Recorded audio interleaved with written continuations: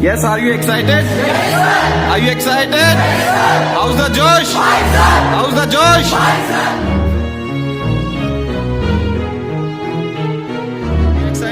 Physics is? Very interesting. Physics is? Very interesting. Okay, God bless you.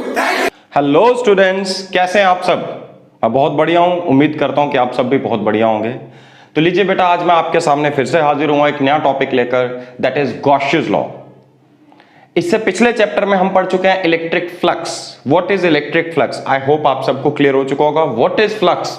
Flux किसका होता है? किसी area का। एरिया नहीं है तो बेटा फ्लक्स का कोई मीनिंग नहीं है।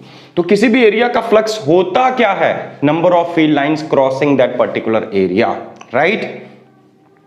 मैथमेटिकली कैसे इसे डिटरमिन करते हैं हम? तो मैथमेटिकली फ्लक्स डिटरमिन करने के लिए हमने कुछ फॉर्मूले डिस्कस किए थे पिछली क्लास में। फ्लक्स को हम डिनोट करते हैं फाई से, या तो हम उसे लिख सकते हैं E vector dot area vector. Area vector भी आपको क्लियर होगा, जिनको नहीं क्लियर है वो मेरा पिछला वीडियो देख लीजिए। ये तब जब एरिया प्लेन हो और फील्ड यूनिफॉर्म हो, या ऐसा कह लो, या किसी भी उस सरफेस के हर एक पॉइंट पे इलेक्ट्रिक फील्ड वेक्टर और एरिया वेक्टर के बीच का एंगल सेम बन रहा हो, तो आप सीधा सीधा पूरा कंप्लीट एरिया ले सकते हैं। अगर ऐसा ना हो तो हम क्या करते हैं, पूरे एरिया को स्प्लिट करते हैं छोटे छोटे एरिया एलिमेंट्स में। पूरे एरिया को छोटे छोटे एरिया एलिमेंट्स में स्प्लिट करेंगे। सपोज किसी एक एरिया एलिमेंट को मैं डिनोट कर रहा हूं डीएस से, DS small surface area element. तो स्मॉल सरफेस एरिया एलिमेंट का फ्लक्स क्या होना चाहिए? E dot DS. और अगर हम इसे इंटीग्रेट कर लें, ये छोटे एरिया एलिमेंट का फ्लक्स था, तो जैसे हम इंटीग्रेट करेंगे तो हमें टोटल फ्लक्स मिल सकता है। तो ये दो हमारे पास मैथमेटिकल फॉर्मूले थे फ्लक्स डिटरमिन करने के, राइट? बेटा जी, आज हम स्टार्ट करेंगे गॉशेस लॉ। लॉ मतलब कानून। फिजिक्स में जो लॉज हम पढ़ते हैं किसके कानून है? कुदरत के कानून, जो कभी वॉयलेट नहीं हो सकते। ये याद रखिएगा, ये कभी वॉयलेट नहीं होगा। ये लॉ है, ये कानून है। तो लॉ की समझ आपको अच्छे से होनी चाहिए। अब गॉशेस लॉ किसकी बात करता है? बेटा जी, ये भी फ्लक्स की ही बात कर रहा है, लेकिन किसके फ्लक्स? एक क्लोज सरफेस के। मे बी वो क्लोज सफेयर हो, मे बी वो एलिप्सॉइड शेप हो, मे बी वो क्लोज क्यूब हो, कैसी भी शेप हो, क्लोज्ड होना चाहिए। Surface should be a closed one. What does it mean? इसका मतलब ये क्लोज सरफेस किसी ना किसी स्पेस को एनक्लोज करके रखा है। तो किसी भी क्लोज सरफेस के फ्लक्स के बारे में, electric flux through any close surface. तो गॉशेस लॉ किसकी बात करता है? Electric flux through any closed surface, right? Electric flux through any close surface is always equal to 1 upon epsilon naught times the charge enclosed by it. Electric flux through the whole close surface, total flux इस surface का क्या होना चाहिए? That should be 1 upon epsilon naught times the charge enclosed, right? बीच में air की जगह अगर कोई और मीडियम आएगा तो क्या करेंगे? वही जो हम पहले करते हैं। हर जगह तक जितने फॉर्मूले हमने पढ़े हैं उसमें जहां जहां एप्सिलॉन नॉट है, अगर एयर या वैक्यूम की जगह कोई दूसरा मीडियम आ जाए तो जहां पे एप्सिलॉन नॉट है हम वहां पे उसको मल्टीप्लाई कर देते हैं एप्सिलॉन आर से, या फिर dielectric constant. Epsilon R stands for relative permittivity, K stands for dielectric constant, दोनों सेम होते हैं, राइट? सो क्या कहता है गॉशेस लॉ? याद से ध्यान से सुनिएगा बेटा, कभी भूलना है। Electric flux through any close surface is always equal to Q upon epsilon naught, where Q is the charge enclosed by that surface. तो इस पे डिपेंड करेगा उस सरफेस के अंदर कितना चार्ज है। फ्लक्स इस पे कभी डिपेंड नहीं करेगा कि उस सरफेस के बाहर कितना चार्ज है, बस अंदर के चार्ज पे नेट फ्लक्स है। याद रखिएगा, net flux, not just flux. अगर हम इसे यहां पे लिख लें नेट इलेक्ट्रिक फ्लक्स तो ज्यादा बेटर होगा, नेट इलेक्ट्रिक फ्लक्स, राइट? समझ आ गई ये बात आप सबको? तो देखिए यहां मैंने ये एक्सप्रेशन लिखी है, phi through any closed surface. किसका फ्लक्स ले रहे हैं? क्लोज सरफेस का। फ्लक्स होता क्या है? ई डॉट डीएस का इंटीग्रल। यहां पर भी मैंने वही चीज लिखी है, लेकिन बेटा ये इंटीग्रल के साइन के बीच में एक सर्कल लगाया गया है। जब कभी भी आपको इंटीग्रल के साइन के बीच में ये सर्कल मिले, ये पहले भी बता चुका हूं, फिर से बता रहा हूं, तो इसका मतलब होता है क्लोज्ड इंटीग्रल। इंटीग्रेशन का मीनिंग होता है जोड़ना, एड अप करना। तो किसी भी क्वांटिटी को जब आप सम अप कर रहे हैं तो सम अप करते हुए एक पॉइंट से स्टार्ट करें, उस क्वांटिटी को एड अप करते हुए अगर आप वापस उसी पॉइंट तक आ जाते हैं तो इसे हम बोलते हैं क्लोज्ड इंटीग्रल। क्योंकि सरफेस क्लोज्ड है तो ई डॉट डीएस का इंटीग्रल कैसा लेना चाहिए? Closed integral. और ये फ्लक्स किसके इक्वल आना चाहिए? Charge enclosed upon epsilon not. यही कहता है गॉशेस लॉ, बस दैट्स इट। और इसके बेसिस पे बहुत सारे क्वेश्चंस आपको एग्जाम में आते हैं, ठीक है? कॉम्पिटिटिव एग्जाम्स में भी, बोर्ड एग्जाम्स में भी। सो लास्ट तक ये वीडियो अच्छे से देखिएगा, आपको हर एक चीज क्रिस्टल क्लियर हो जाएगी। गॉसियस लॉ क्या होता है, किस तरह से हम इसे प्रूव करेंगे, फिर कैसे हम इसको अप्लाई करेंगे अलग अलग सिचुएशंस में, राइट। तो चलिए, जब हमने क्लोज सरफेस कहा तो क्या हमने ये कहा कि वो सिमेट्रिक सरफेस होना चाहिए या एसिमेट्रिक सरफेस होना चाहिए? ऐसा तो हमने कुछ नहीं कहा। Surface should be a closed one, चाहे वो इस तरह का सरफेस हो, चाहे वो इस तरह का कोई भी आर्बिट्रेरी सरफेस आप ले लें। अगर इसके अंदर चार्ज एनक्लोज क्यू है तो नेट फ्लक्स कितना होना चाहिए? Q upon epsilon naught. ये दोनों प्रूव करके दिखाऊंगा, पहले एक सफेरिकल सरफेस के केस में, फिर आर्बिट्रेरी सरफेस के केस में, और फिर हम इसको चल के अप्लाई करेंगे अलग अलग सिचुएशंस में, राइट। अगर सिमेट्रिकल सरफेस भी है, कोई फर्क नहीं पड़ता चार्ज सेंटर में है या यहां रखा है या यहां रखा है या यहां रखा है, चार्ज अंदर होना चाहिए सरफेस के। अगर चार्ज सरफेस के अंदर है तो net flux Q upon epsilon not ही होगा। तो यही है गॉसियस लॉ। तो क्विकली चलते हैं बेटा गॉसियस लॉ के प्रूफ पे। पहले प्रूव करेंगे, उसके बाद हम इसकी एप्लीकेशंस पे आएंगे। कुछ अलग अलग तरह के न्यूमेरिकल्स क्वेश्चंस जो एग्जाम में आते हैं वो हम डिस्कस करने जा रहे हैं, राइट। चलिए बेटा क्विकली स्टार्ट करते हैं। सबसे पहले imagine a spherical surface. We have imagined a spherical surface. ये एक सफेयर है जिसका रेडियस कितना है? r। Spherical surface of radius r with charge q at its centre. तो इसके सेंटर में मैंने एक चार्ज q रखा, तो फिलहाल प्रूव करने के लिए मैं चार्ज q को सेंटर में रख रहा हूं। हालांकि सेंटर में नहीं भी होगा तो भी फ्लक्स उतना होगा। So let's determine the net electric flux through this surface.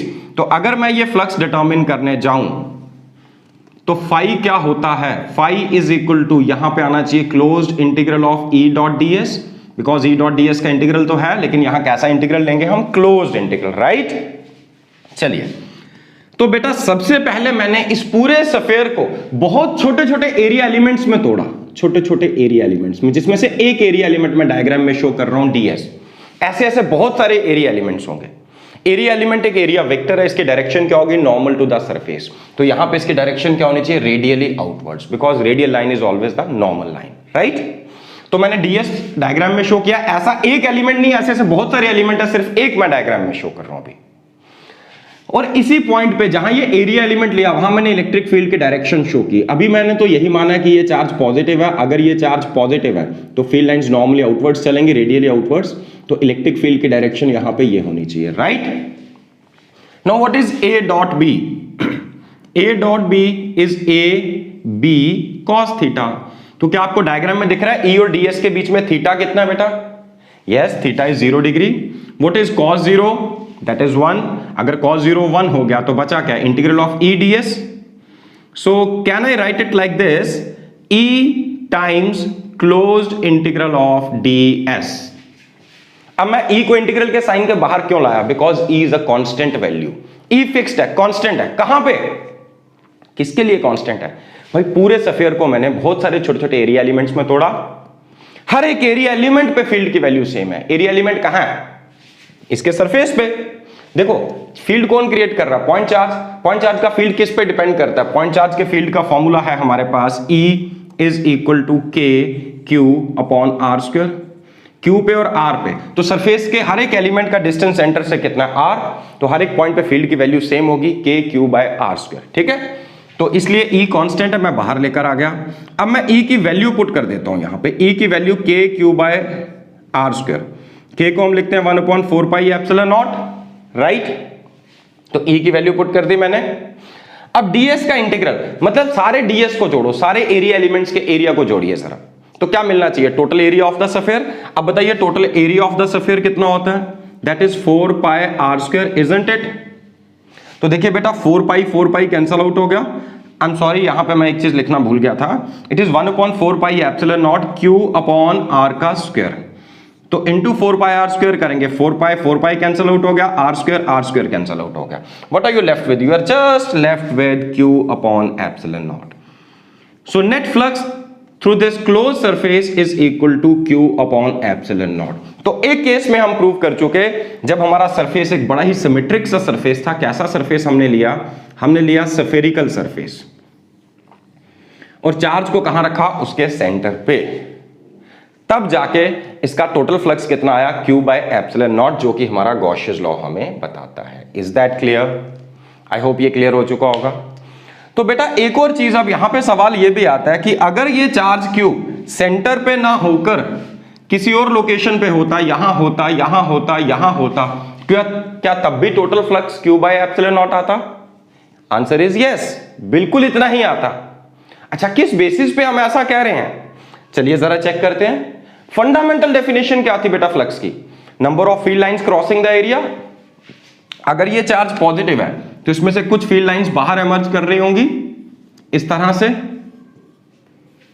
बहुत सारी फील्ड लाइंस इस तरह से इमर्ज कर रही हैं क्लोज सरफेस में से। लेट अस से जितनी मैंने ड्रॉ किया इन्हीं को देखते हैं। 1 2 3 4 5 6 7 एंड 8, तो कितनी लाइंस इसमें से इमर्ज हो रही हैं? 8 लाइंस। तो उसका फ्लक्स कितना हो गया? 8 यूनिट्स, राइट। अगर मैं इस चार्ज को उठा के यहां की बजाय मान लीजिए यहां पे लाके रख देता हूं, इस चार्ज Q को उठा के मैंने यहां पे रखा, क्या इसमें से इमर्ज करने वाली लाइंस का नंबर अब भी उतना ही है? यस, उतना ही है, क्योंकि चार्ज उतना है। तो अब ये फील्ड लाइंस इस तरह से पास कर रही हैं। अब मैं ब्लू कलर से डिपिक्ट कर रहा हूं। जब मैंने चार्ज की लोकेशन चेंज की तो ये लाइंस इस तरह से पास कर रही होंगी। जरा चेक करके दिखाइए, लाइंस तो अब भी 8 लाइंस इमर्ज हो रही हैं। क्या ये 8 की 8 लाइंस इस क्लोज सरफेस को क्रॉस कर रही हैं? यस। तो इस सफेयर का फ्लक्स अब भी कितना है? 8 यूनिट्स। जब चार्ज को सेंटर में रखा तब भी 8 यूनिट, 8 ही लाइंस थी वो क्रॉस कर रही हैं। अब भी उतनी लाइंस इमर्ज हो रही हैं इस चार्ज से। चार्ज को उठा के यहां रखा तो पूरे सरफेस का फ्लक्स अब भी कितना है? उतना ही जितना पहले था। इसका मतलब चार्ज कोई फर्क नहीं पड़ता सेंटर पे रखा है या आपने कहां रखा है, हर बार फ्लक्स कितना होना चाहिए? Q upon epsilon not. फर्क किस चीज का पड़ा? पहले E कांस्टेंट था हर एक पॉइंट पे, किन्हीं दो। देखो हमने इलेक्ट्रिक फील्ड लाइंस में पढ़ा था, relative strength is given by the distance या separation between two adjacent lines. Lines के बीच का गैप जितना ज्यादा बढ़ेगा उतना फील्ड कमजोर होगा, जहां लाइंस कंसंट्रेटेड होंगी वहां फील्ड स्ट्रांग होगा। तो यहां इन दो लाइंस के बीच का गैप, इन दो के बीच का गैप, ये जो मैंने रेड कलर से ड्रॉ किए हैं, बराबर है। इसका मतलब पूरे सफेयर के सरफेस पे हर एक पॉइंट पे फील्ड की वैल्यू बराबर थी, हर एक पॉइंट पे फील्ड की वैल्यू बराबर थी। लेकिन अब ऐसा नहीं है। अगर आप इस पोर्शन में देखेंगे दो लाइंस के बीच का गैप कम है, यहां पर थोड़ा सा बढ़ गया। यहां पर आएंगे दो कॉन्जिक्यूटिव लाइंस के बीच का गैप इतना बढ़ चुका है। यहां पर देखो दो कॉन्जिक्यूटिव ब्लू लाइंस के बीच का गैप। मतलब अगर ये चार्ज मैं यहां से उठा के यहां ले जाऊं तो फर्क क्या पड़ेगा? पहले सफेयर के हर एक पॉइंट पे फील्ड, इलेक्ट्रिक फील्ड की वैल्यू सेम थी, लेकिन अब क्या होगा? कुछ जगहों पे इस सरफेस के इस पोर्शन पे यहां फील्ड की स्ट्रेंथ कम है और यहां फील्ड की स्ट्रेंथ ज्यादा। लेकिन मतलब अगर इतना ही एरिया मैं यहां लूं और इतना ही एरिया मैं यहां लूं तो यहां वाले एरिया का फ्लक्स कम होगा, यहां वाले का ज्यादा होगा। लेकिन टोटल सफेयर का फ्लक्स अगर आप देखोगे तो वो उतना ही रहने वाला है, राइट। सो हम गॉसियस लॉ को प्रूव कर चुके हैं सफेरिकल सरफेस के लिए, एक सिमेट्रिक से सरफेस के लिए। चार्ज सेंटर पे रखा हो या कहीं और रखा हो, number of lines crossing same होगा तो फ्लक्स सेम होगा, मतलब flux should be equal to Q upon epsilon naught, right. तो बेटा ये तो हुआ एक सिमेट्रिक से सरफेस के केस में। अगर सरफेस कुछ इस तरह का हो जो मैंने यहां डायग्राम में ड्रॉ किया, तो क्या उसके केस में भी Gauss's law will still hold true और not? Let's check it out. पहले तो फंडामेंटली हम ये बता सकते हैं, अगर आपको ये प्रूव करना हो, यहां मैं अलग तरीके से प्रूव करूंगा, आप इसके सिवाय भी इसको प्रूव कर सकते थे। कैसे प्रूव कर सकते थे? सफेरिकल सरफेस के लिए कर लिया प्रूव हमने। इसके बाहर कोई भी आर्बिट्रेरी सरफेस ड्रॉ कर लो, कोई भी आर्बिट्रेरी सरफेस। अब डायग्राम में सरफेस ड्रॉ कर दिया, फील्ड लाइंस आपने ड्रॉ कर दी, तो उसके बाद आप लिखिए from the diagram it is clear that number of lines crossing the spherical surface is equal to, जितनी लाइंस इसमें से पास कर रही थी वो सारी इस ब्लैक वाले सरफेस को भी क्रॉस कर रही हैं जो मैंने ब्लैक मार्कर से ड्रॉ किया अभी। Since from the diagram it is clear number of lines crossing through both the surfaces is same, that means Gauss's law also hold true for any arbitrary surface. Number of lines ही flux होता है, right, number of lines crossing that area. तो इस तरीके से भी prove कर सकते हैं। यहां एक दूसरा तरीका आपके सामने लिखने जा रहा हूं मैंने यहां पर एक कोई भी आर्बिट्रेरी सरफेस लिया, इस सरफेस को छोटे छोटे एरिया एलिमेंट्स में तोड़ा। पहले एरिया एलिमेंट का एरिया dA1, ये दूसरा एरिया एलिमेंट dA2, ये तीसरा area element dA3 and so on. ऐसे ऐसे कितने एरिया एलिमेंट्स होंगे हमारे पास? लेट अस से n number of area elements है। कितने एलिमेंट्स है? n number of area elements, right. चूंकि ये सरफेस है, क्लोज सरफेस है, तो जब एरिया आप लोगे तो एरिया सेंटर में कोई ना कोई सॉलिड एंगल सबटेंड करेगा। क्लास 11th में आपने पढ़ा था स्टार्टिंग में ही, यूनिट्स एंड मेजरमेंट में, सॉलिड एंगल। तो हर एक एरिया एलिमेंट सेंटर पे कुछ ना कुछ सॉलिड एंगल सबटेंड कर रहा होगा। मान लीजिए एरिया एलिमेंट 1 ने जो सॉलिड एंगल सबटेंड किया उसको मैंने नाम दिया d ओमेगा 1, इसने जो सॉलिड एंगल सबटेंड किया उसको नाम दिया डी ओमेगा 2, इसने जो सॉलिड एंगल सबटेंड किया DA3 ने उसको नाम दिया d omega 3 and so on up to d omega n। सभी एरिया एलिमेंट सेंटर पे कुछ ना कुछ सॉलिड एंगल सबटेंड कर रहे हैं, राइट। अच्छा, अब ये सॉलिड एंगल होता क्या है, ये भी क्लास 11th में आपने पढ़ा है, याद कीजिए। सॉलिड एंगल, अगर किसी सफेयर के सरफेस पे आप एरिया A लेते हैं, इस सफेयर का रेडियस R है, तो ये जो सेंटर पे सॉलिड एंगल होगा ये किसके इक्वल होना चाहिए, it should be equal to area upon R का स्क्वायर।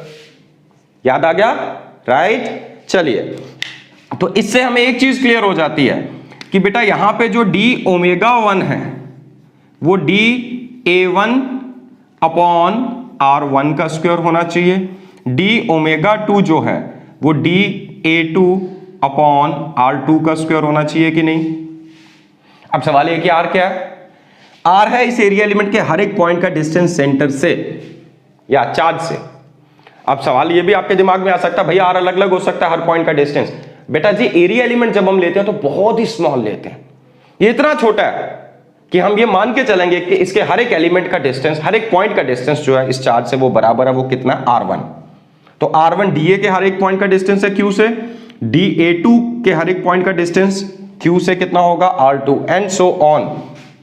ऐसा करते करते जो लास्ट एरिया एलिमेंट है वो कितना एंगल सबटेंड कर रहा है सेंटर पे, d omega n, that should be equal to DAN upon RN का स्क्वायर, इजंट इट। ये होना चाहिए कि नहीं होना चाहिए, राइट। आई होप ये क्लियर हो गया होगा आपको। ओके, अब इस चार्ज की वजह से फील्ड लाइंस निकल रही हैं आगे पीछे। मान लीजिए पहले एरिया एलिमेंट पे फील्ड की वैल्यू है E1, दूसरे एरिया एलिमेंट पे फील्ड की वैल्यू E2, तीसरे एरिया एलिमेंट पे फील्ड की value E3 and so on. तो यहां पर जो इलेक्ट्रिक फील्ड की वैल्यू है वो कितनी है, E3, लेट अस से दिस इज E3। अब E का फॉर्मूला क्या है, KQ/R², तो इट शुड बी E3 होना चाहिए KQ/R3 का स्क्वायर। सिमिलरली मैंने ऑलरेडी डायग्राम में शो किया है, E1 कितना है, E1 है KQ/R1 स्क्वायर, E2 कितना है KQ/R2 स्क्वायर, E3 कितना है KQ/R3 square and so on. nth element पे फील्ड होगा KQ/RN का स्क्वायर, राइट। चलिए, अब क्विकली डिटरमिन करते हैं नेट फ्लक्स। तो बेटा जी जो नेट फ्लक्स है, नेट फ्लक्स फाई क्या होना चाहिए, एलिमेंट 1 का flux d∅1 plus d∅2 so on up to d∅n होना चाहिए कि नहीं। सभी एरिया एलिमेंट्स का फ्लक्स ऐड अप करोगे तो नेट फ्लक्स मिल जाएगा आपको। तो बेटा जी यहां पे अगर आप देखें, अब फाई की वैल्यू क्या आने जा रही है, देखो फ्लक्स होता है E into area, E into area. अगर एरिया नॉर्मल है, ये इतने छोटे छोटे एलिमेंट्स हैं, यहां एंगल इमटेरियल हो जाएगा, हम यही मान के चलेंगे ये एरिया छोटा सा एरिया हमने इसके नॉर्मल रखा है, ठीक है। तो यहां पे कितना इसमें से फ्लक्स पास करेगा, हर एक एरिया एलिमेंट का फ्लक्स होना चाहिए E इंटू एरिया। तो एरिया एलिमेंट 1 का फ्लक्स होगा E1 into DA1, E1 into DA1। वैसे एरिया एलिमेंट 2 का फ्लक्स होगा E2 into DA2 so on up to कहां तक चलेंगे, EN into D area N, isn't it. यही होना चाहिए कि नहीं। अच्छा, E की वैल्यूज भी मैंने आपके सामने लिखी हैं। तो जब एरिया एलिमेंट का फ्लक्स लूंगा, एरिया एलिमेंट 1 का, तो वो होना चाहिए E1 आएगा KQ/R1 का स्क्वायर इंटू DA1 प्लस ये होना चाहिए KQ/R2 का square into DA2 and so on up to DAN। EN ये मैं लिख नहीं रहा हूं, ये हो जाना चाहिए KQ/RN का स्क्वायर इंटू DAN, राइट। चलिए लिख देते हैं KQ/RN का स्क्वायर इंटू DAN। देखिए सभी टर्म्स में K और Q कॉमन आ रहे हैं। अगर मैं K और Q को कॉमन ले लूं तो अंदर क्या बचेगा मेरे पास, DA1 अपॉन R1 का square plus DA2 upon R2 का square so on up to DAN upon RN का स्क्वायर। यही आ रहा है, यस और नो, आ रहा है, ओके। अब ऑलरेडी मैंने आपके सामने लिख के रखा है D area upon R square क्या होता है, सॉलिड एंगल। तो DA1 अपॉन R1 का स्क्वायर क्या होगा, एरिया 1 ने, एरिया एलिमेंट 1 ने जो सॉलिड एंगल यहां पे सबटेंड किया दैट इज D ओमेगा 1, ये एरिया एलिमेंट 2 का angle D omega 2 so on up to D omega n, ठीक है। सभी एरिया एलिमेंट्स ने जो जो सॉलिड एंगल सबटेंड किया हम सबको ऐड करते जा रहे हैं। क्या आप जानते हैं total solid angle eight the center of a sphere कितना होता है, या टोटल स्पेस में, स्फीयर नहीं कहेंगे, स्पेस के अंदर टोटल सॉलिड एंगल कितना होता है। 3 डायमेंशन में टोटल सॉलिड एंगल की वैल्यू हो सकती है 4 पाई। तो इन सभी डी ओमेगा को ऐड करेंगे तो आंसर क्या आ जाना चाहिए, 4 पाई, राइट। अब k की वैल्यू क्या है, k की वैल्यू है 1/4 pi epsilon not into Q into 4 पाई। देखिए 4 पाई कैंसल आउट हो गए। सो इससे क्या क्लियर हुआ हमें, अगेन फ्लक्स की वैल्यू किसी भी आर्बिट्रेरी सरफेस के केस में क्या आ रही है, charge enclosed divided by epsilon not, जो कि यहां पर भी आ रही थी, राइट। आई होप ये क्लियर हो गया होगा। अब बेटा यहां मैंने बताया टोटल सॉलिड एंगल 4 पाई, अगर आप लोगों को नहीं भी याद तो इस तरह से देखिए, ये स्फीयर के सेंटर पे टोटल सॉलिड एंगल कितना होना चाहिए, एरिया अपॉन आर स्क्वायर। तो स्फीयर का टोटल एरिया पता है आपको कितना होता है, that is 4 pi R square. 4 pi R square को अगर आप आर स्क्वायर से डिवाइड करेंगे, आर स्क्वायर कैंसल आउट हो गया, it comes out to be 4 pi. So it is 4 pi steradian, no doubt unit is steradian. यहां हमने unit नहीं लिखी, सिंपली न्यूमेरिकल वैल्यू लिखी है 4 पाई। तो 4 पाई कैंसिल हुआ तो आंसर आ गया Q upon epsilon naught, right. I hope clear हो चुका होगा गॉसियस लॉ को कैसे प्रूव करेंगे किसी भी सरफेस के केस में। चलिए बेटा क्विकली बढ़ते आगे, गॉसियस लॉ को अप्लाई करके देखते हैं किस तरह के क्वेश्चंस आप फेस कर सकते हैं, और आप अपने कंसेप्ट को चेक कीजिए आपको ये कंसेप्ट क्लियर हुआ कि नहीं। सबसे पहली प्रॉब्लम आपसे डिस्कस करने जा रहा हूं, calculate number of field lines emerging from a charge of 1 coulomb placed in air. अगर 1 कूलम का चार्ज मैंने हवा में रखा है, एयर में या वैक्यूम में रखा, तो उसमें से कितनी फील्ड लाइंस एमर्ज होंगी, सोचिए जरा। आपने पढ़ा फील्ड लाइंस क्या डिपिक्ट करती है, फील्ड को पॉजिटिव चार्ज से रेडियली आउटवर्ड्स, नेगेटिव चार्ज में रेडियली इनवर्ड्स। तो 1 कूलम के चार्ज से कितनी फील्ड लाइंस एमर्ज होंगी। अभी तक आप बोल रहे होंगे सर हमने कभी सोचा ही नहीं। चलिए मान लेते हैं ये charge Q is equal to +1 coulomb मैंने यहां पे रखा, मैं इसके आसपास एक क्लोज सरफेस इमेजिन कर लेता हूं। अब इसमें से जितनी भी फील्ड लाइंस निकल रही होंगी बेटा, वो सारी इस क्लोज सरफेस को क्रॉस कर रही हैं कि नहीं, जितनी भी फील्ड लाइंस एमर्ज कर रही हैं सारी की सारी। तो मतलब जितनी फील्ड लाइंस निकलेंगी वो सारी की सारी अगर सरफेस को क्रॉस करेंगी, मतलब वो सारे के सारी फ्लक्स में कंट्रीब्यूट करेंगी। यानी कि अगर मैं नेट फ्लक्स डिटरमिन कर लूं इस क्लोज सरफेस का, तो मुझे पता चल जाना चाहिए कि कितनी फील्ड लाइंस इसमें से बाहर आ रही हैं, क्योंकि सारी फील्ड लाइंस क्रॉस करेंगी। तो हम जानते हैं flux according to the Gauss's law is Q upon epsilon naught. Q की वैल्यू कितनी है 1 coulomb, so it should be 1 upon epsilon not.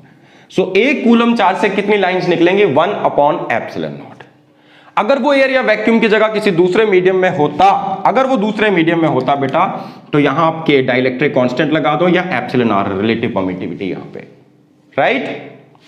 आगे बढ़ते हैं बेटा, पॉजिटिव फ्लक्स और नेगेटिव फ्लक्स ये पर्टिकुलरली ज्यादा इंपॉर्टेंट हो जाता है जब हम क्लोज सरफेस की बात करते हैं।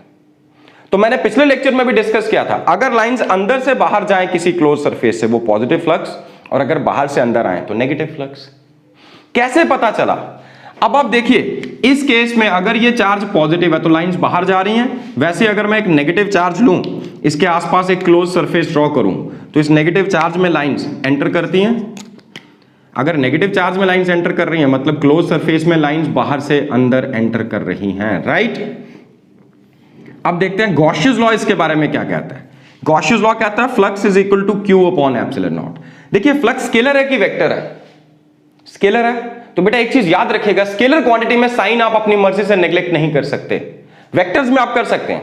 Electric field intensity vector quantity है, वेक्टर्स में नेगेटिव साइन डायरेक्शन इंडिकेट करता है कि डायरेक्शन ऑपोजिट है। तो इलेक्ट्रिक फील्ड इंटेंसिटी का फॉर्मूला जब आप वेक्टर फॉर्म में लिखते हैं, वेक्टर फॉर्म में क्या फॉर्मूला है, E is equal to KQ by R square into n cap. n cap is a unit vector directed away from the charge. अगर आप वेक्टर फॉर्म में लिखें और ये चार्ज नेगेटिव हो, सोर्स चार्ज नेगेटिव हो, तो आपके लिए नेगेटिव साइन लगाना जरूरी है, क्योंकि वहां पे नेगेटिव साइन डायरेक्शन इंडिकेट कर रहा है, राइट। अदरवाइज आप मैग्नीट्यूड वाइज जस्ट क्या लेते थे, KQ बाय R स्क्वायर।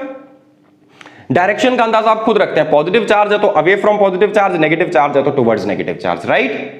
तो नेगेटिव साइन लगाने की जरूरत नहीं है अगर आपको डायरेक्शन का अंदाजा पहले से है वेक्टर क्वांटिटीज में। लेकिन स्केलर्स में ऐसा नहीं होता बेटा, स्केलर्स में अगर कोई कहीं पे साइन नेगेटिव आ रहा तो आपके लिए लगाना जरूरी है। तो यहां पे इसका flux -Q by epsilon not होना चाहिए कि नहीं, क्योंकि चार्ज नेगेटिव है। तो फ्लक्स नेगेटिव कब हुआ?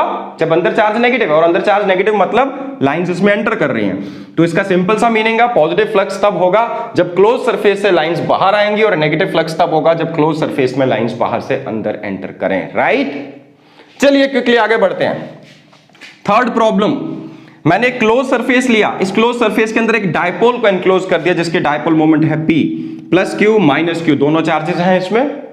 तो क्या आप बता सकते हैं इसका नेट फ्लक्स कितना होना चाहिए? पहले अप्लाई करते हैं गॉसियस लॉ।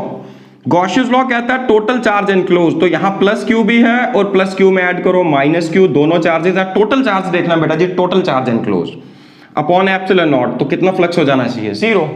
तो गॉसियस लॉ कहता है इसका फ्लक्स कितना है? 0। अब फ्लक्स क्या होता है? Number of field lines crossing a given area, yes और नो? तो जरा फील्ड लाइंस की टर्म में देखते हैं। अगर मैं यहां फील्ड लाइंस ड्रॉ करूं तो ये पॉजिटिव चार्ज से नेगेटिव चार्ज की ओर ट्रेवल करती हैं फील्ड लाइंस। कुछ फील्ड लाइंस ऐसे जाएंगी, देखो इन फील्ड लाइंस ने क्रॉस ही नहीं किया इसको। कुछ फील्ड लाइंस ऐसे जा रही होंगी, यहां से एंटर कर रही हैं, कुछ ऐसे जा रही हैं, इधर से घूम के आ रही हैं, कुछ इधर से जा रही हैं, इधर से घूम के आ रही हैं।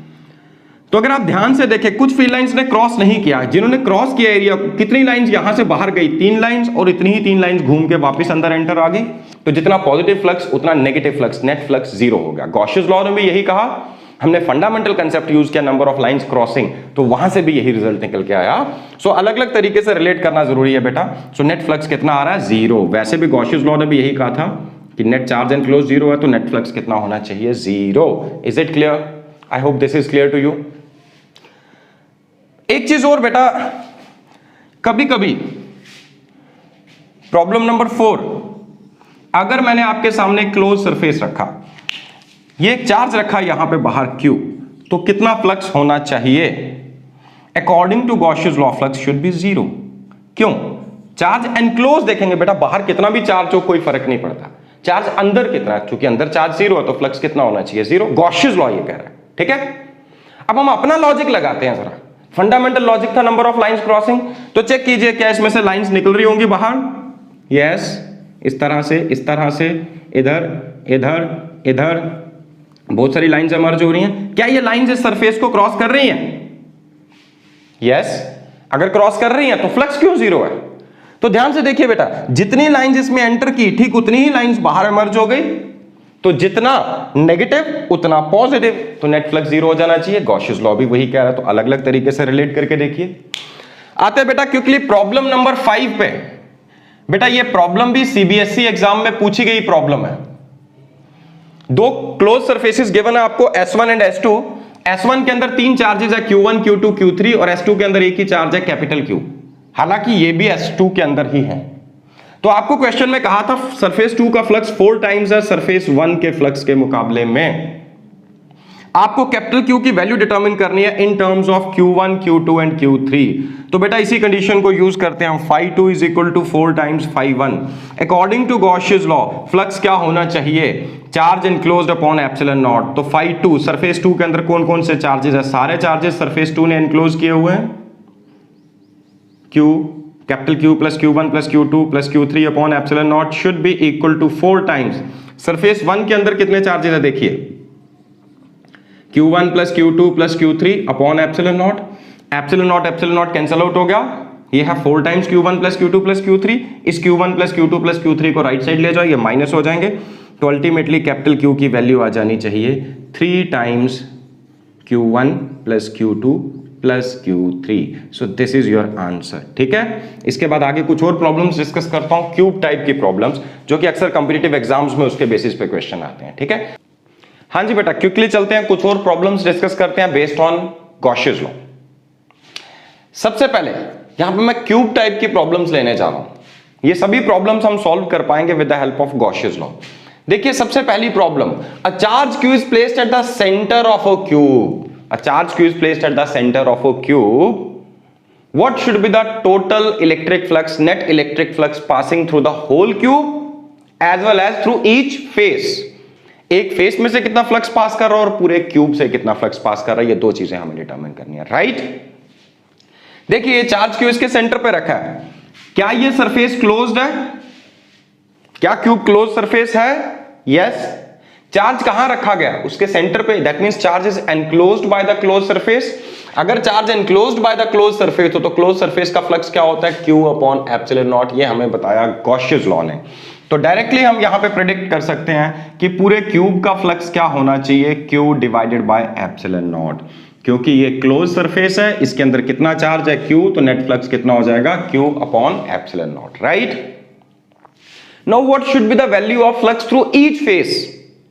देखिए क्या चार्ज की पोजीशन सिमेट्रिक है सभी फेसेस के रिस्पेक्ट में, 6 के 6 फेसेस के रिस्पेक्ट में चार्ज की पोजीशन सिमेट्रिक है, एक जैसे डिस्टेंस पे होगा, एक जैसी ओरिएंटेशन है इसकी with respect to all the 6 faces. तो इसका मतलब 6 के 6 फेसेस से बराबर number of field lines pass करेंगी, बराबर फ्लक्स पास करेगा। तो सारा फ्लक्स कहां डिस्ट्रीब्यूट हो रहा है, कितने एरियाज में, 6 एरियाज में। तो हर एक फेस का फ्लक्स कितना हो जाना चाहिए, that should be Q upon 6 epsilon naught, 1/6 of this, 1/6 of the cube through the whole flux through the whole cube, right. हाँ बेटा यहां पे एक चीज और आती है, इसके साथ ही मैं ऐड करना चाहूंगा। मान लीजिए ये चार्ज क्यू सेंटर पे ना होकर किसी और पोजीशन पे रखा जाता, ये चार्ज क्यू कहीं मैं यहां रख देता, तो क्या आपके आंसर्स बदलते? पहला तो नहीं बदलता, ये एज सच रहता, बट ये बदल जाता। कब? जब चार्ज क्यू सेंटर पे ना रखा हो। देखिए पूरे क्यूब का फ्लक्स अब भी Q अपॉन एप्सिलॉन नॉट होगा, क्योंकि क्लोज सरफेस है, चार्ज एनक्लोज्ड है, पूरे क्यूब का सेम होगा। बट हर एक सरफेस का बराबर नहीं होगा, हर सरफेस से बराबर नंबर ऑफ फील्ड लाइंस नहीं पास करेंगी। ये जो इस वर्टेक्स के पास ये जो 3 फेसेस जो ये वर्टेक्स बना रहे हैं, इन 3 फेसेस से फ्लक्स ज्यादा पास करेगा और दूसरे 3 फेसेस से फ्लक्स कम पास करेगा। तो उस केस में हम ये तो नहीं कह सकते कि ईच फेस का फ्लक्स Q/6 एप्सिलॉन नॉट है, बट पूरे क्यूब का फ्लक्स वही रहेगा। ये कब होगा? जब चार्ज कहां रखा गया है, सेंटर में, राइट।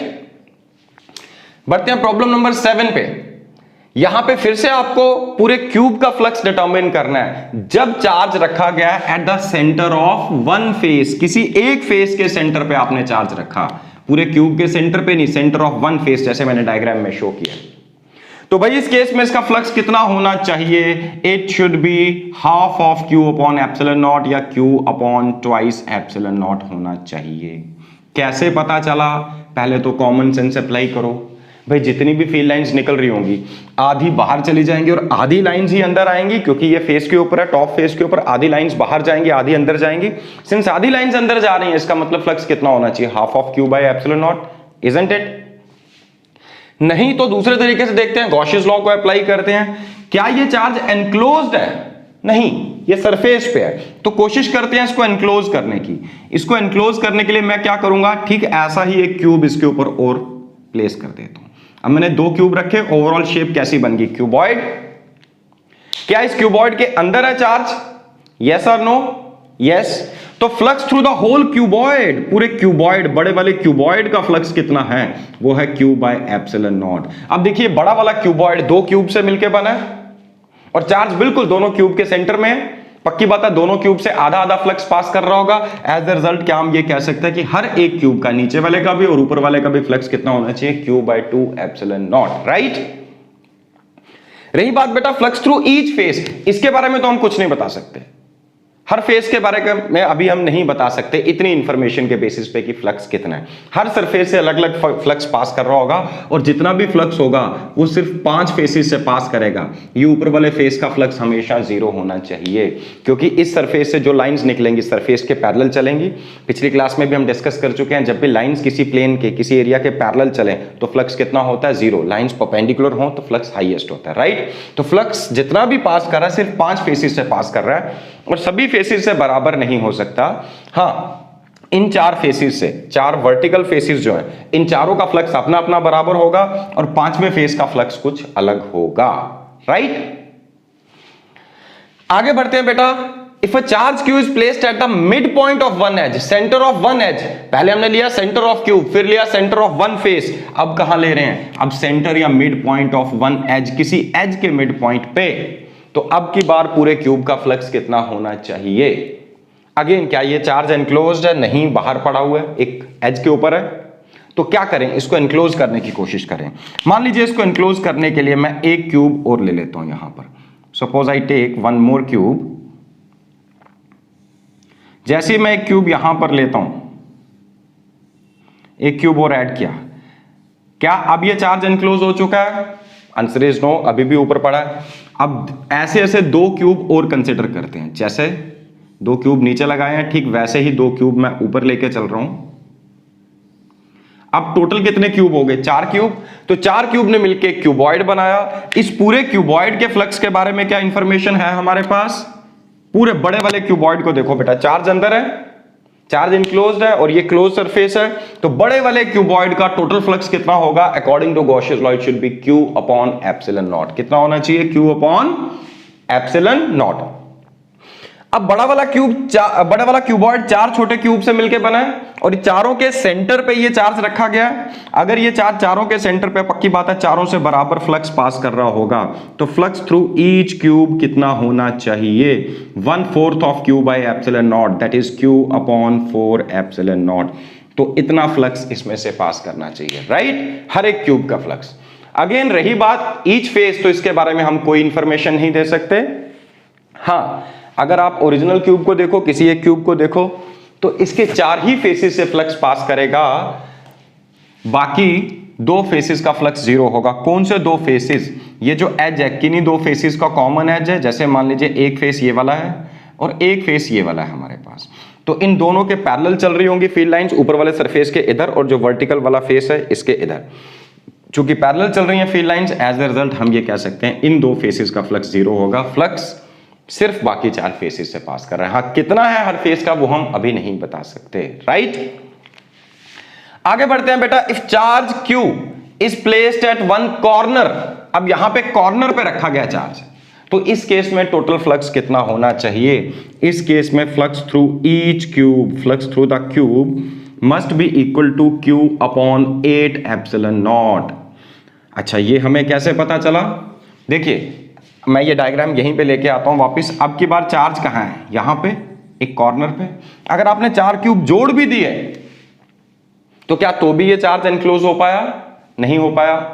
तो ऐसे ऐसे 4 क्यूब अगर मैं आगे और जोड़ दूं, इसके आगे ऐसे ऐसे 4 क्यूब अगर मान लीजिए मैं और जोड़ देता हूं, अब टोटल कितने क्यूब हो चुके हैं? 8 क्यूब। 8 क्यूब मिलके एक बड़ा क्यूब बना रहे हैं। इस बड़े वाले क्यूब का टोटल फ्लक्स क्या होना चाहिए according to Gauss's law? Q by epsilon naught. ये बड़ा वाला क्यूब 8 छोटे छोटे क्यूब से मिलके बना है। ये बड़ा वाला क्यूब 8 छोटे छोटे क्यूब से मिलके बना है। तो इन 8 के सेंटर में पड़ा हुआ है ये वाला चार्ज, तो इसका मतलब 8 क्यूब से बराबर फ्लक्स पास कर रहा होगा। और हर क्यूब से कितना फ्लक्स पास कर रहा होगा? Q upon 8 epsilon not. Again अगर मैं बात करूं फ्लक्स थ्रू ईच फेस, तो अब आप लॉजिक लगाइए, यहां फ्लक्स क्या 8 फेसेस से पास कर रहा है फील्ड?